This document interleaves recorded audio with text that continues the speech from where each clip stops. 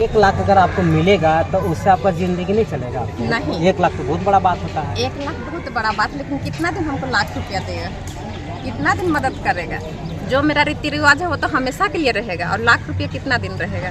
उसको तो हम जितना भी खाएंगे, 2 दिन खाएंगे, 2 ही दिन में लाख रुपया खत्म हो जाएगा। बार बार तो मदद नहीं करेगा, सिर्फ प्रलोभन इसलिए देगा ताकि मेरा यहाँ संस्था में जुड़े और सब कोई को जुड़ाए। बाकी कोई प्रलोभन नहीं है, सिर्फ जोड़ने का प्रलोभन है। वो लोग तो बोलता है कि मुर्दा जाग उठता है, अगर आपके यहाँ कोई डेथ हो, ऐसा भगवान करे ना हो, लेकिन अगर कुछ होता है तो वो तो जाग जाएगा। अगर वैसे होता तो दुनिया में कोई डेथ करता ही नहीं। तो ईसा मसीह कैसे जाग गए थे मरने के बाद? वो अलग बात है, आदमी लेके चल रहा है, लेकिन आज तक कोई देखा नहीं है। कभी ऐसे हुआ है कि कोई मुर्दा जाग जाए? अगर वैसे होता तो दुनिया में हाहाकार हो जाता और सभी कोई जाग जाते हैं। कोई मरता भी नहीं और कोई मानता भी नहीं। जैसे हम सब कोई अपना अपना जैसे आया है भगवान को मान रहा है, कोई ईसाई मान रहा है, किसी को चर्च जाकर मान रहा है। तो हम लोग जो अपना जन्म में जो रिवाज से हम लोग पैदा लिए हैं वही रिवाज में हम लोग चले। अच्छा, मतलब किसी भी हाल में परिवर्तन नहीं करेंगे? नहीं, जो अपना जन्म मिला है, जिस जात में जन्म मिल रहा है वही जात में हम लोग हैं। परिवर्तन करके भी कोई फायदा नहीं है। मैंने कोई फायदा नहीं, पैसा कोई फायदा नहीं है। वही तो बोले, अगर लाख रुपया भी देगा तो कितना दिन खाएगा? बाकी दिन 4 दिन खाएगा, 6 दिन खाएगा, 8 दिन खाएगा। लेकिन अगर प्रलोभन में चल भी जाएगा तो क्या होगा? उसमें जानने के बाद है कि 4 दिन खाने के बाद वो हमेशा के लिए बंध जाएगा, और नहीं खाएगा तो कभी बंधेगा नहीं। अपना जिंदगी, अपना आज़ादी। बड़ी अच्छी बात है। और भी हमारे साथ में है और महिला आएगी। ठीक है, रंथू राव जी है हमारे साथ। आप देख सकते हैं कि ये गेरुआ वस्त्र है, बड़ा मुस्कुरा भी रहे हैं, चश्मा भी धूप में लगाए हुए हैं। हम जानने की कोशिश करते हैं, रंथू जी आप झारखंड से आए, दिल्ली आए हैं, क्या करने आए? दिल्ली इसलिए आए हैं कि जो जनजाति का जो हक है, जैसे झारखंड में 32 जनजाति है, तो 32 जो पुराने जो जनजाति हैं उसको हक अधिकार मिले, उसको आरक्षण मिले।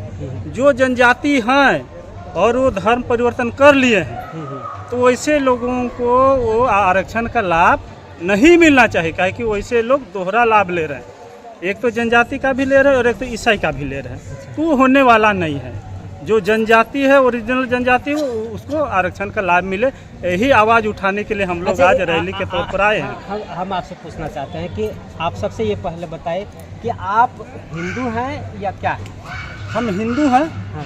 इसलिए हिंदू हैं कि जितने भी जनजाति हैं, जो पुराने जनजाति हैं, जो धर्म परिवर्तन नहीं किए हैं, जो जनजाति वो हिंदू है। कहे कि आदिवासी, जिसको हम आम भाषा में आदिवासी का मतलब है आदिकाल से बसा।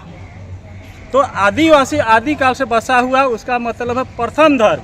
इस धरती में जो प्रथम धर्म है वो हिंदू धर्म है, और आदिवासी जो जनजाति वो हिंदू धर्म है। तो आप बोल रहे हैं कि सब जनजाति हिंदू हैं, मारेगा आपको जो विपक्ष वाला लोग जो विरोध करता है, बोलता है कि सब जनजाति उसको बनना है, बने हिंदू, हम लोग हिंदू नहीं है, ऐसा बोलते हैं। आपको डर नहीं लगता है ऐसा बोलने में?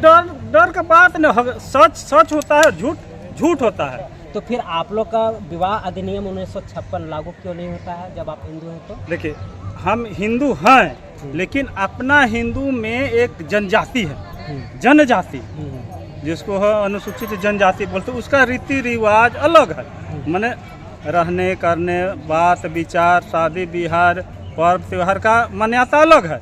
हम लोग का शादी ब्याह में हम लोग खुद अपने से शादी ब्याह करते हैं। अपने गांव के, अपने घर के, अपने जाति के लोग जो बुजुर्ग होते हैं, जो महिला लोग के द्वारा ही अपना शादी ब्याह होता है। हम लोग पंडित खोजते नहीं हैं। तो फिर कैसे हिंदू हुए? आप पंडित को नहीं बुलाते हैं तब? हम लोग का जो रीति रिवाज, कहे कि हम लोग पहले से बसिंदा है, हम लोग सब चीज अपने से करते हैं, किसी के भरोसे नहीं रहते हैं। तो वही पहला धर्म है कि आप सबसे पहले आए, सबसे पहला बसिंदा हैं। हाँ। तो आप हिंदू कैसे हो गए? एकदम हिंदू हैं, कहे कि मेरा पहला धर्म। उसका आचरण नहीं करते, पंडित पूजा नहीं करते हैं, मंदिर जाते नहीं, हैं? एकदम जाते हैं। देखिए, पंडित मंदिर में तो पंडित रहता है। ठीक है, पंडित भी रहता है, पाहन भी रहता है। बहुत ऐसे झारखंड में बहुत ऐसे जो मंदिर है, दिवड़ी चल जाइए, सोनमेर चल जाइए, हापामुनि चल जाइए, सब जगह पाहन ही पुजारी, मुख्य पुजारी हैं। और जितना भी गांव में पूजा पाठ, कोई भी गांव आप चल जाइए, महादेव का भी जो मंडा उंडा लग रहा होगा, जहाँ शिव भगवान पूजा था, जहाँ भी चल जाइए वहाँ का आपके पाहन ही सबसे पहले पूजा करेगा, उसके बाद ही पंडित पूजा करता है। यही है। इसीलिए आप हिंदू हैं। एकदम है, हम हिंदू हैं।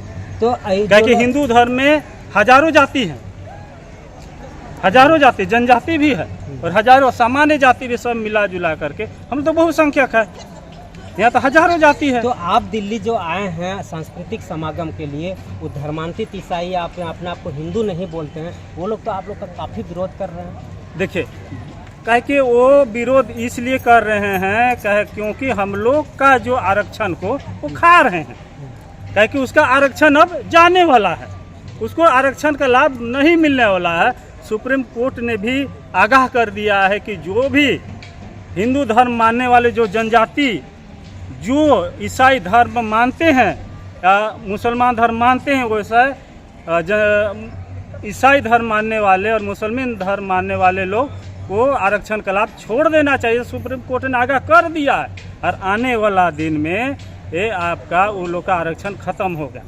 केंद्र सरकार के माध्यम से भी और सुप्रीम कोर्ट के माध्यम से भी सब फैसला वो लोग के खिलाफ में जाने वाला है और वो लोग का आरक्षण खत्म होने वाला है। इसीलिए वो लोग बुखलाए हुए हैं, माने घबरा गए हैं कि हम लोग का आरक्षण ना जाए।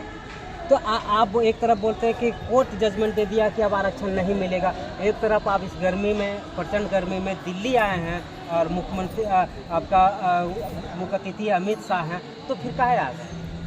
नहीं, कोर्ट ने कहा है कि जो भी जनजाति, हिंदू धर्म में आने वाले जो भी जनजाति ईसाई बन गए हैं और मुस्लिम बन गए हैं, वैसे लोगों को स्वतः अपना आरक्षण छोड़ देना चाहिए, वो आरक्षण का लाभ नहीं ले सकते, ऐसा उसने जजमेंट में दिए हैं।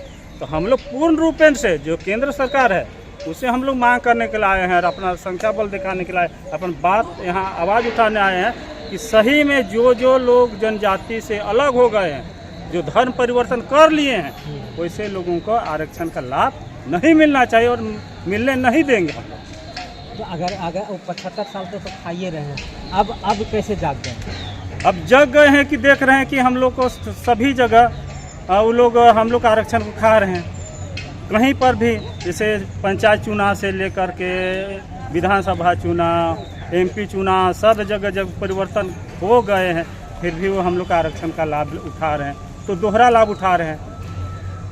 हम लोग का तो लाभ वो लोग खा रहे हैं, हम लोग कभी दोहरा लाभ उठाने नहीं देंगे, इसीलिए दिल्ली पहुंच गए एकदम। अब आगे क्या योजना है? आगे योजना है कि अपने जितने भी समाज के लोग हैं, पूरे देश में जितने भी जनजाति समाज हैं, लगभग 700 प्लस ऐसे जो जनजाति समाज हैं, जो पुराने धर्म में हैं, जो धर्म परिवर्तन नहीं किए हैं, सब कोई के यहाँ समागम होने वाला है, हो रहा है। और यहाँ सब मिलजुल करके हम लोग प्रण लेंगे कि जो भी जनजाति से अलग हो गए हैं, वैसे लोगों को आरक्षण का लाभ नहीं देंगे, हम लोग आवाज़ उठाएंगे। यहाँ तो हम लोग दिल्ली में उठा ही रहे हैं, हम लोग केंद्र सरकार से मांग करेंगे वैसे जो भी परिवर्तन कर ले उसका आरक्षण खत्म हो। रंथु उरांव छुट्टी। तो देखा, साफ तौर पर इन्होंने कहा कि हम जनजातीय हिंदू हैं, लेकिन हमारे ऊपर विवाह अधिनियम 1956 इसलिए लागू नहीं होता है क्योंकि हम कस्टमरी लॉ से संचालित होते हैं, हमारा पढ़ा व्यवस्था है और हम पंचायत लेवल पर अपने मिलजुल करके उसका निर्वहन करते हैं और उसका हमारा संविधान चलता है, इसीलिए हमारा वो लागू नहीं हो पाता। इन्होंने बहुत अच्छी बात कही है कि जनजातीय हिंदू होने के कारण इसमें पढ़ा व्यवस्था हमारे कस्टमरी लॉ से संचालित होता है, इसीलिए वो लागू नहीं होता है। लेकिन हम मंदिर जाते हैं, वहाँ मंदिर में भी पूजा पहले पाहन करता है। बहुत बड़ी बात इन्होंने कही है और साफ तौर पर कह दिया है कि धर्मांतरित ईसाइयों का अब जो आरक्षण है वो मिलना बंद होगा। इसीलिए हम प्रचंड गर्मी में दिल्ली में आए हैं और यहाँ के बाद सिलसिलेवार से यानी कड़ी बाई कड़ी प्रखंड लेवल पर और राज्य लेवल पर इसका कड़ा विरोध होगा। अब आगे देखना ये होगा कि इनका मेहनत क्या रंग लाती है या फिर 75 सालों से जिस तरीके से आरक्षण धर्मांतरित ईसाई खा रहे हैं, क्या वो आरक्षण बरकरार रहेगा, ये आने वाला समय बताएगा। फिलहाल हमारे साथ जुड़े रहें नितिन 165 राजेश के साथ।